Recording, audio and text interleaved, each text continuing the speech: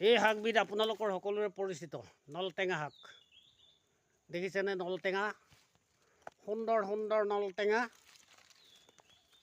ইয়াক কিছুসকলে ধৰক দাইলৰ লগতো খাই এনে ভাজিও খাব পাৰে, আৰু ধৰক যিসকলে মাছ সৰু সুৰা মাছ ব্যৱহাৰ কৰে মাছৰ লগত টেঙা আঞ্জা ৰান্ধি খাব পাৰে।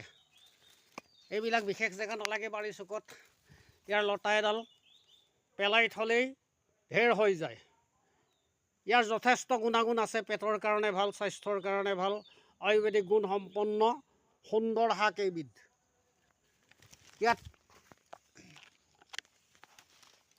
আৰু এইবিধ শাক খোৱাটো বহুত সোৱাদ হয়। বেছি টেঙা নহয়, কিন্তু সোৱাদ হ'লে যথেষ্ট হয়। যেনেকৈ নাৰান্ধক আপুনি এই শাকবিধ কিন্তু সোৱাদযুক্ত শাক। আমি গাঁও পৰিৱেশত থাকোঁ, এইবোৰকে ব্যৱহাৰ কৰোঁ। বিশেষ মেনিয়ৰ দিয়া বজাৰৰ শাক পাচলি ইমান ব্যৱহাৰ নকৰোঁ। এইবিধ এনেকুৱাবোৰ শাক পাচলি স্বাস্থ্যৰ কাৰণে অত্যন্ত ভাল। সেই তাৰে ভিডিঅ' এটা বনাইছোঁ দেই, ধন্যবাদ।